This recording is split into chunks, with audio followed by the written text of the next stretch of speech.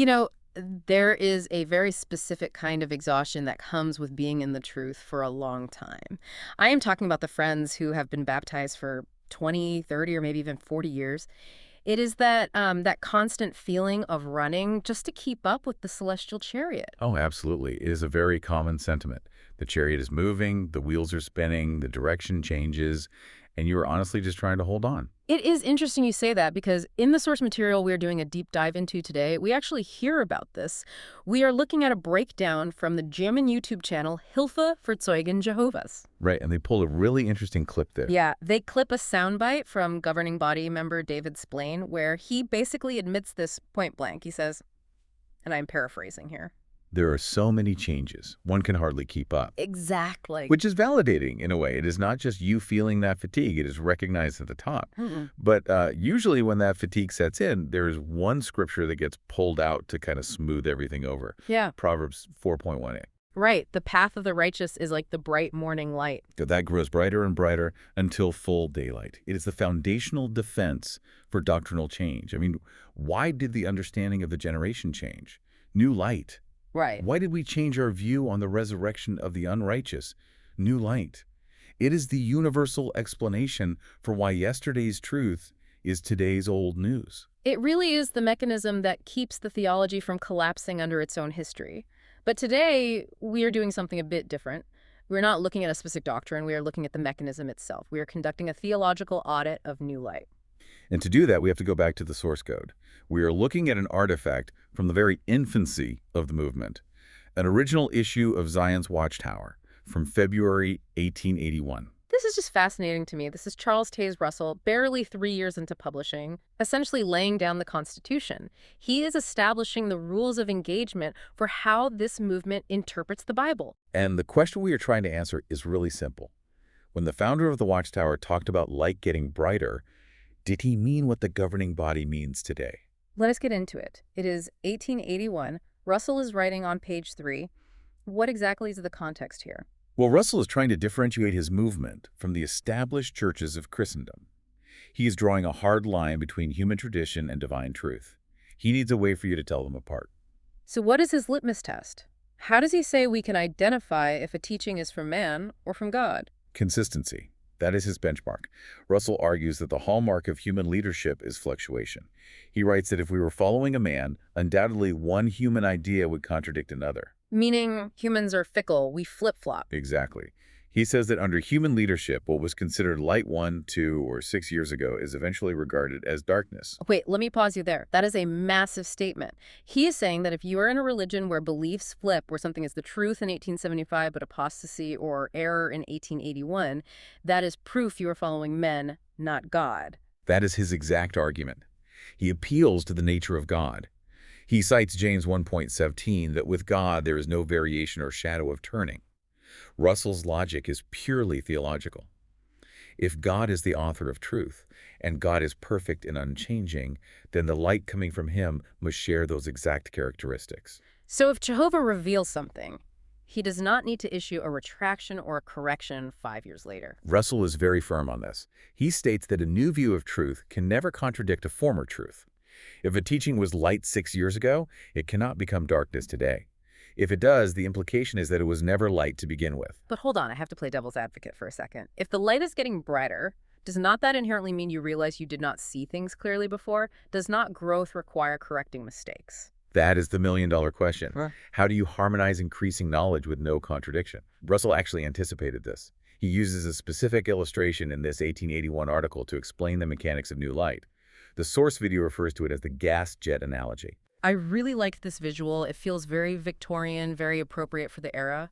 Walk us through it. Sure. Imagine a large building. It is night, and the building is pitch black. You want to illuminate it. Russell describes a system of 7 gas jets. Think of them as wall lamps or sconces spaced out around the room. Okay, so I am in the dark. I strike a match and light the first jet. Right. Now you have light. It is dim, maybe a bit flickering, but it is true light. You can see the outline of the room. You can see where the walls are so you do not walk into them. I have basic visibility. Then you light the second jet. The room gets brighter. Now you see more detail. Maybe you notice the pattern on the wallpaper or a painting you could not see before. You light the third, the fourth, eventually you light the seventh, and you have perfect day, full illumination. Okay, I follow the progression. It seems standard. We learn more as we go. But here's the hook. Russell asks a crucial rhetorical question. When you light the second gas jet, do you extinguish the first one? No. Why would you? That would just make it dark in the corner you just lit up. Correct. You leave the first one burning. The second light adds to the first. They harmonize. They work together to increase the total lumens in the room. Russell explicitly writes that new light never extinguishes older light, but adds to it. Addition, not replacement. That is the Russell rule. The room does not change. The furniture does not move. The first light did not lie to you about where the wall was. The subsequent lights just give you more texture and detail on the wall that was always there. This is where I think the cognitive dissonance really starts to kick in for a modern witness listening to this. Because the definition of new light we just established, the 1881 definition, is all about accumulation. It is like building a tower, brick by brick. Every brick you lay stays there. But that is not the lived experience of the organization today. Not at all. I mean, think about the conversations at the Kingdom Hall when a big adjustment comes out. It often feels less like adding a brick and more like a demolition crew coming in to tear down the wall we just built. That is the exact contrast the source analysis from Hilfe for Zeugen Jehovah's highlights. If you audit the history of the organization, it is full of extinguished gas jets. Let us look at the counter-analogy the source video uses. They take Russell's gas jets and apply them to the actual history of Watchtower doctrine to see if it fits. Right. They say, let us look at the room, which represents the doctrine or the truth. Under the first light, let us say the early days of the Bible students, you look at the wall and you see a window. You preach that there is a window. You print volume after volume of scripture studies explaining the dimensions of the window. And the friends are excited about the window. It is a core part of their faith. Then new light arrives. You light the second lamp. But in the modern organizational context, when you light that second lamp, the window vanishes. You are told, actually, brothers, we now understand there is no window. So the previous truth, the teaching that it is a window, was not just incomplete, it was false. Under Russell's 1881 definition, it was darkness.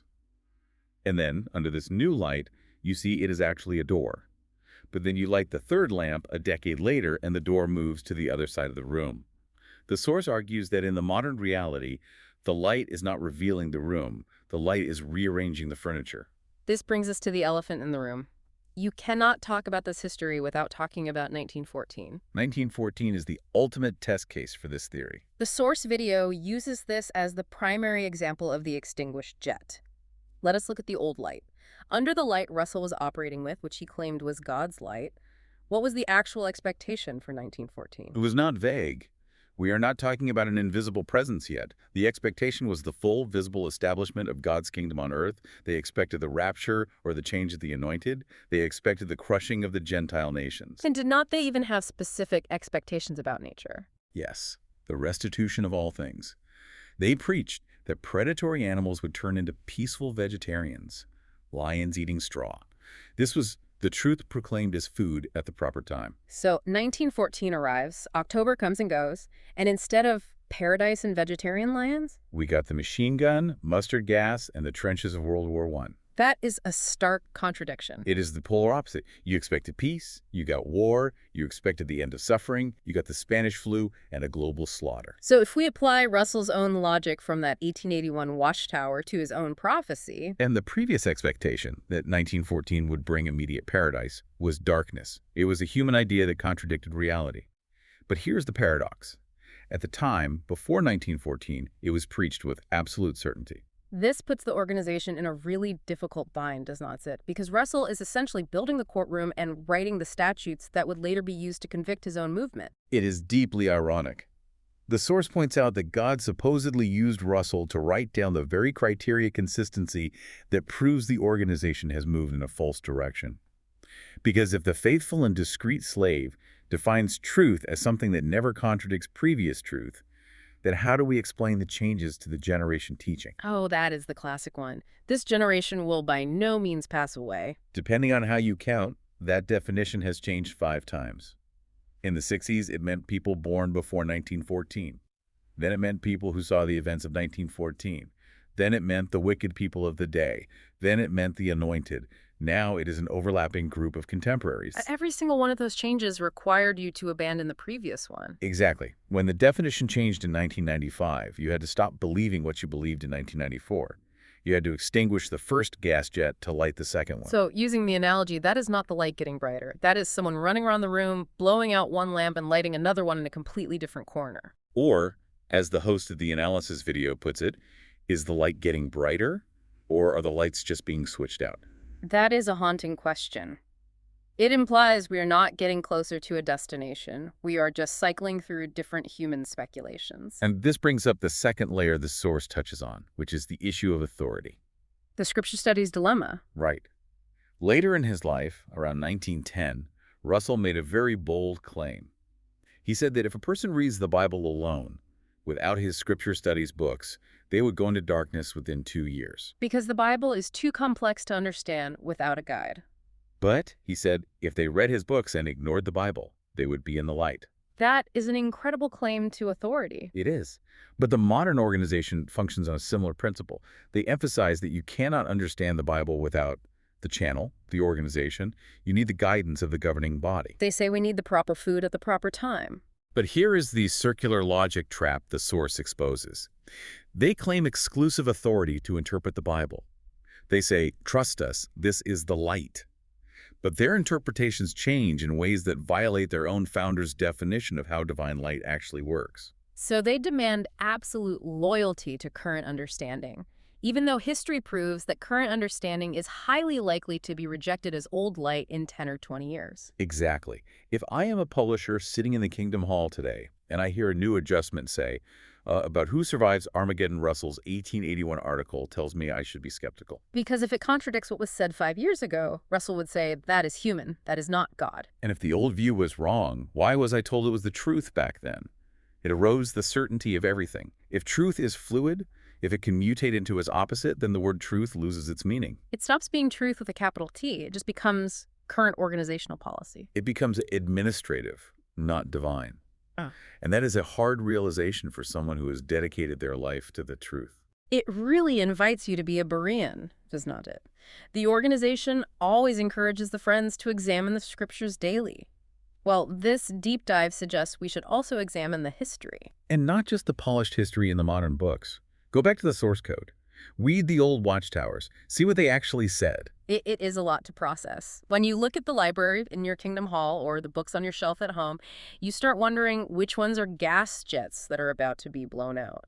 It changes your perspective on the literature, certainly. Let us try to recap this, because we have covered some serious theological ground, and I want to make sure you, as the listener, have a handle on the core argument here.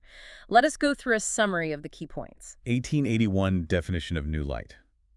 In the February 1881 Zion's Watchtower, C.T. Russell argued that because God is unchanging, his truth never contradicts itself. Therefore, legitimate new light must be additive, never replacing or extinguishing previous truth. The gas jet analogy. Russell illustrated knowledge growth as lighting 7 gas jets in a dark room. Lighting subsequent jets increases visibility but does not require extinguishing the first jet. The room, meaning the doctrine, remains constant. Only the clarity increases. Human versus divine. Russell posited that if teachings fluctuate, with light becoming darkness after a few years, it is proof of human leadership, as human ideas inherently contradict one another. The modern critique. The source analysis argues that modern organizational changes, like the failure of the 1914 expectations or changes to the generation doctrine, represent replacement rather than addition. This violates Russell's own criteria for divine guidance. The authority paradox. The organization claims exclusive authority to interpret Scripture as the faithful and discreet slave. Yet its history of contradictory changes suggests, by its founder's definition, a human rather than divine origin. By the founder's own definition, a trajectory of contradicting changes is the fingerprint of human leadership. If the light flip-flops, it is not from the Father of celestial lights. It leaves us with a difficult question.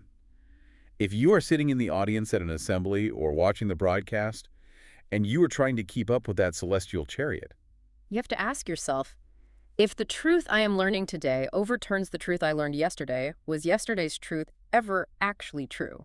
And if not, why should I place my absolute trust in today's?